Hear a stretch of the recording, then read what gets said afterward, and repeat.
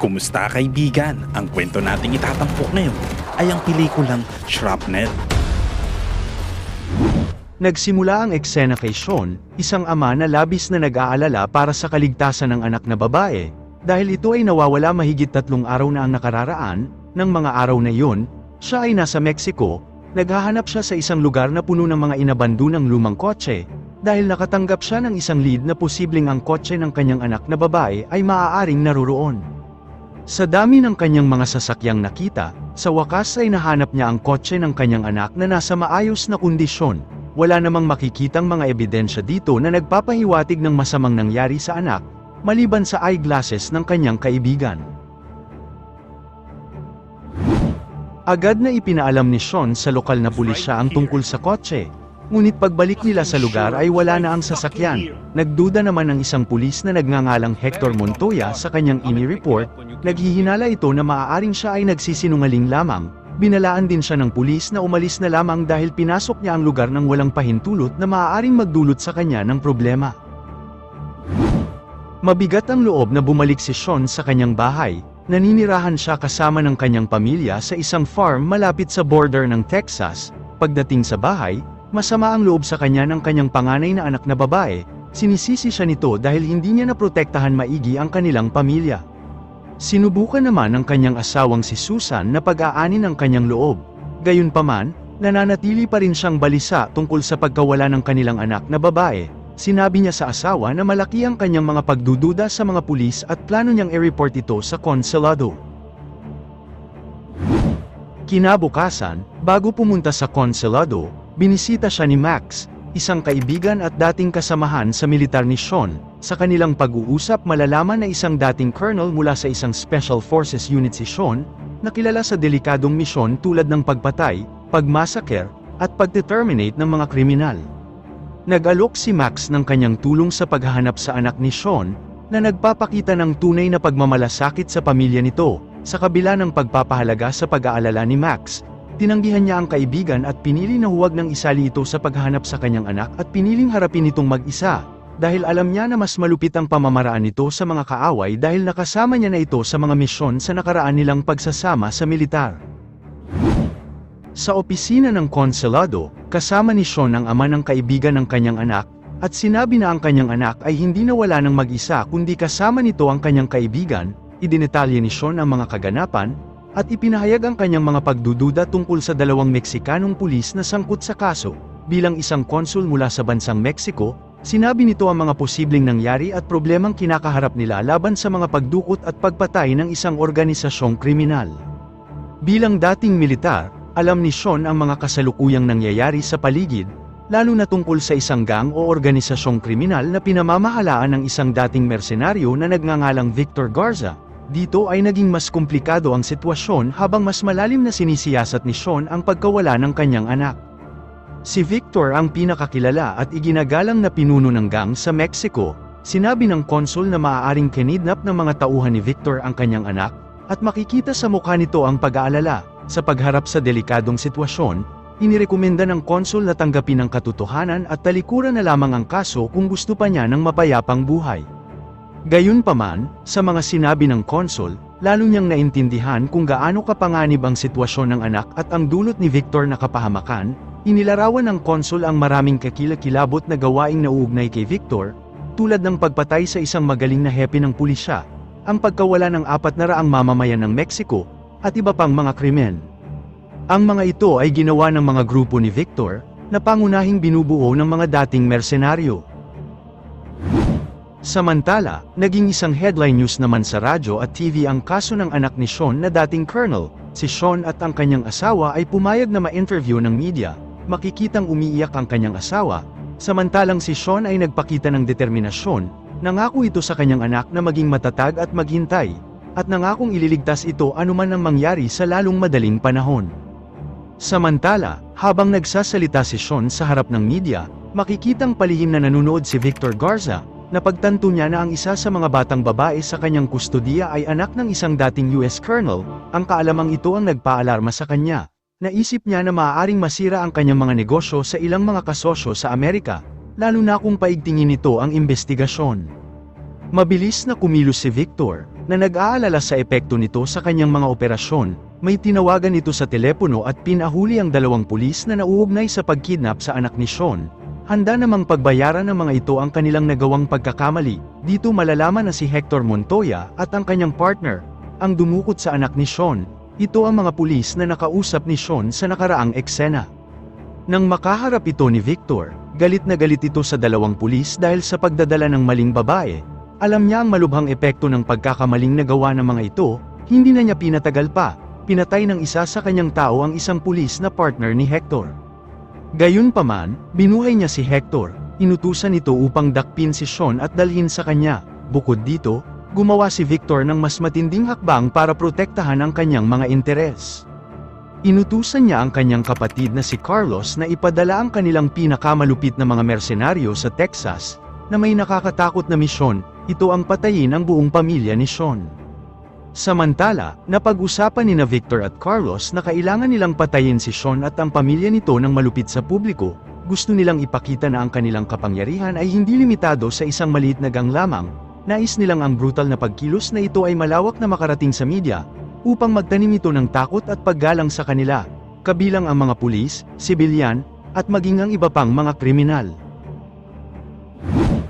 Sa ibang eksena, si Sean ay abala sa kanyang farm at hindi napansin ang nagbabantang panganib, habang sila Carlos at ang kanyang mga tropa ay patungo na sa Texas at armado ng rifle. Hindi agad nakita ni Sean ang pagdating ng mga tauhan ni Victor, nang biglang napansin niya ang isang convoy na mabilis na patungo sa kanya.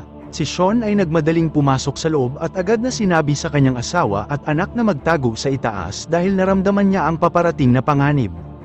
Habang lumalala ang sitwasyon, si Carlos at ang kanyang mga kasama ay nagsimulang bumaril ng walang tigil.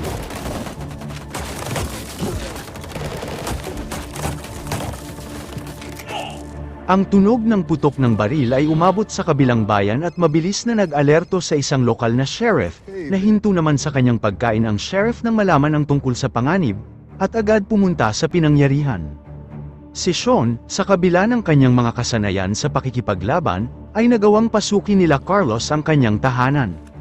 Upang ma-counter ang kanilang mga kilos, binasag ni Sean ang mga plato at baso sa sahig, upang makagawa siya ng isang strategy, kung saan kapag natapakan ito ng mga kaaway ay agad siyang maaalarma kung saan naruroon ang mga ito. Inutusan naman ni Carlos ang mga tauhan na maghiwa-hiwalay, lingid sa kanyang kaalaman, ito talaga ang nais mangyari ni Sean, upang isa-isahin niyang mapabagsak ang mga tauhan nito.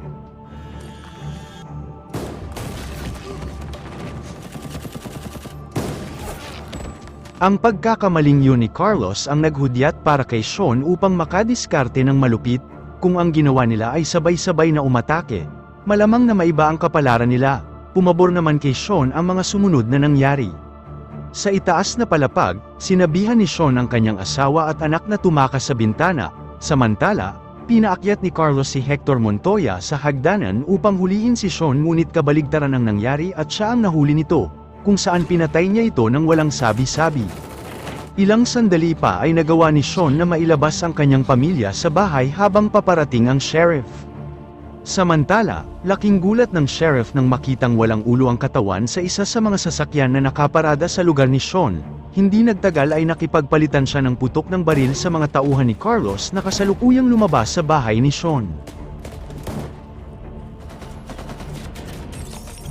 Habang nagbabarilan, sinamantala ni Sean ang kaguluhan, agad na ipinuslit ni Sean ang kanyang pamilya palayo sa lugar. Kahit na mapanganib, mabilis silang tumakbo at sumakay sa isang sasakyan habang nasaksihan ang kalunos-lunos na pagkamatay ng sheriff, na nagbunsod kay Carlos upang madaliin lalo ang kanyang mga kilos. Nang mga sandaling yun, kahit na sila ay nakatakas sa kapahamakan, hindi maalis sa kanyang isip ang pangamba dahil si Carlos at ang kanyang mga tauhan ay matyagang nakasunod sa kanila. Sa isang mapangahas na hakbang, inihinto ni Sean ang kanyang sasakyan at pinaputukan ang mga mersenaryo ni Carlos. Ang surpresang pag-atake na ito ay nagdulot ng gulo sa lahat ng mga tauhan ni Carlos, dahilan upang matirang mag-isa si Carlos. Sa kabila ng pagkadehado, nanatiling matigas si Carlos at tumangging sabihin kung nasaan ang anak na babae ni Sean. Gayunpaman, nawala ang kanyang pagmamalaki nang barilin siya ni Sean sa magkabilang binti at braso, Matapos makuha ang mahalagang impormasyon, tinapos din ni Sean ang buhay nito. Sa ibang eksena, nararamdaman ni Sean na malapit na niyang maligtas ang kanyang anak, kaya't nagdesisyon siya na dalhin muna sa ligtas na lugar ang kanyang mag-ina dahil sa mapanganib na sitwasyon. Tiniyak niya ang kaligtasan ng mga ito, at pagkatapos ay humingi ng karagdagang tulong, nakipag-ugnayan siya sa kaibigan niyang si Max, at tinanggap na niya ang naunang alok nitong tulong. Mabilis namang dumating si Max, nasabik sa aksyon, at agad na nagdala ng mga espesyal na gamit sa kanyang sasakyan. Samantala, hindi mapakali si Victor, dahil hindi niya makontak ang kanyang kapatid. Nararamdaman niya na may nangyaring hindi maganda dito, pinaghahandaan niya din ang pagdating ni Sean at ang paghihiganti nito. Sa ibang eksena naman, nang malapit na sila Sean at Max sa hideout ni Victor, ramdam ng dalawa na magkakaroon ng matinding labanan. Pagdating sa hideout, mahusay nilang pinabagsak ang bawat gwardya at tauhan ni Victor na siyang ikinagulat nito, ang pinuno ng pinakamalaking kartel ng Mexico na nangingibabaw ang lakas noon, ngayon ay tila babagsak na. Nang mga sandaling yon, patuloy naman si Sean at Max sa pag-atake sa mga hindi nauubos na tauhan ni Victor.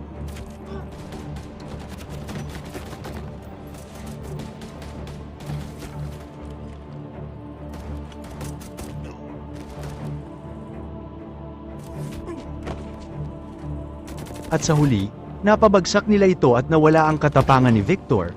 Taglay ang hindi natitinag na determinasyon. Narating ni Sean at Max ang lugar kung saan binihag ang anak ni Sean, kung saan handa na sila para sa huling paghaharap. Ang mga tauhan na nakabantay sa lugar ay madaling napatumba ni Sean at Max. Pagkatapos ng mahabang laban, nahanap din sa wakas ni Sean ang kanyang anak na babae at ang kaibigan nito. Pinaubaya na niya kay Max ang pagpapahirap kay Victor, nakilala sa kanyang malupit na mga diskarte sa interogasyon. Ng mga sandaling yun, nasa kritikal na sitwasyon si Victor Garza at kailangan nitong umamin sa mga nagawang krimen bago niya ito tapusin. Kinaumagahan, dala ni Max ang ulo ni Victor, at balak na i-display ito sa tabi ng kalsada bilang isang babala sa ibang mga kriminal sa bayan. Samantala, si Sean at ang kanyang pamilya na dumanas ng isang nakakapangilabot na karanasan, ay sa wakas nakaramdam ng kaginhawaan nang muling makasama ang isa't isa. Makikita din na mas maaliwalas na ang mukha ni Sean na piniling mag-ahit ng balbas. Sa pagkawala ng dagok sa kanilang buhay, maaari na nilang harapin ang bukas ng masaya at malaya mula sa anino ng anumang panganib. Salamat kaibigan at umabot ka sa punto ng video na ito. Anong masasabi mo sa ending ng kwento? Kung nagustuhan mo ito ay paki-type naman sa comment section ang salitang, "Ang galing", at kung bago ka naman po sa ating munting channel ay pa-subscribe naman po bilang suporta at para maipagpatuloy natin ang paghahatid ng magagandang movie recap. Panoorin mo na rin po ang buong movie pag may time ka. Sana'y nagustuhan mo kaibigan ang kwentong ating itinampok. Kung magkagayon ay baka naman pwedeng pakilike ang videong ito at pa-subscribe na rin sa aking channel. Kung hindi mo naman ito nagustuhan ay pwede mong pindutin ang dislike button ng 2 beses para makasigurado ka